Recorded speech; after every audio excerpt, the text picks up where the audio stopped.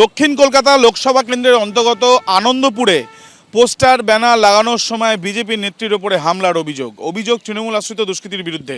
যেখানে আমরা দাঁড়িয়ে রয়েছি, গতকাল রাত্রি 10:30 থেকে 11টা নাগাদ এখানে এই ঘটনা ঘটেছে বলে অভিযোগ করা হচ্ছে বিজেপির তরফে যেটা অভিযোগ করা হচ্ছে যে তাদের মণ্ডল প্রেসিডেন্ট তিনি এবং তার কর্মী সমর্থকেরা তারা এখানেই বিভিন্ন জায়গাতে ব্যানার ফেস্টুন লাগাচ্ছিলেন। ঠিক তখনই কিছু তৃণমূল আশ্রিত দুষ্কৃতী তারা বস্তায় করে লাঠি নিয়ে আসে এবং সেই লাঠি বার করে দুজন কর্মীকে মারধর শুরু করে এবং তারপর যে ব্যানার এখানে লাগানো হয়েছিল, অভিযোগ এটাও যে এই ব্যানার বা পোস্টার সেগুলো ছিঁড়ে দেওয়া হয়েছে এবং এরপর যে দুজনকে মারধর করা হচ্ছিল তাদেরকে যাতে মারধর না করা হয় আটকাতে গেলে বিজেপির নেত্রীর ওপরে চড়াও হয় তারা এবং ধারালো অস্ত্র দিয়ে তার মাথা কোপানো হয় এমনও অভিযোগ।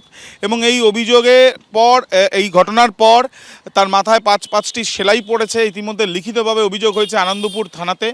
লিখিত অভিযোগের ভিত্তিতে এখনও পর্যন্ত কাউকে গ্রেপ্তার করা হয়নি, এমনটাই অভিযোগ বিজেপির এবং তাদের যেটা বক্তব্য যে পরিকল্পনা করে এই হামলা চালানো হয়েছে।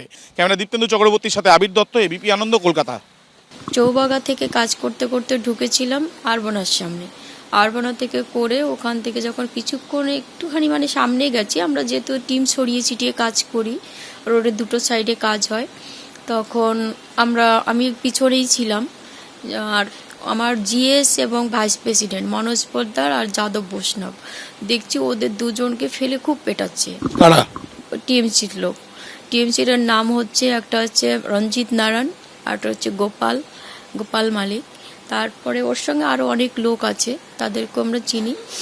তা আমি তখন তাড়াতাড়ি ছুটে গেছি। ছুটে যাওয়ার পরে আমি ওদেরকে বাঁচানোর চেষ্টা করে ওর দেখি স্কুটিটাকেও ভেঙে দেওয়া হচ্ছে, ওর গলার চেনটাকে ছিঁড়ে নিয়ে নিল।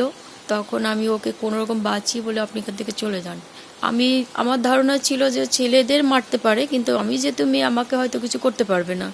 তখন কি করলো, পিছন থেকে ওই গোপাল মালিক যে ও সুমানে আমাকে মার শুরু করে দেয়। কোন অবস্থা চারিদিকে এরকম সব জায়গায় এখন শরীর তো ফুলে যাচ্ছে, পুরো সব জায়গায় লেগেছে, সারা শরীরেই। আপনার মাথায় মারা হলো কি দিয়ে? মাথায় মেরেছে হচ্ছে আপনার রঞ্জিত নারায়ণ, যে ও এসে একটা এই টাইপের ওই মাংস কাটে যে ওইটা দিয়ে এসে পট করে মাথায় মেরে দিলেই আমি ওখানে পড়ে যাই। সেই সময় তো আমি বুঝতে পারিনি, যখন দেখছি আমি স্নান হয়ে যাচ্ছি রক্তে, তখন বুঝলাম যে মাথাটা গেছে।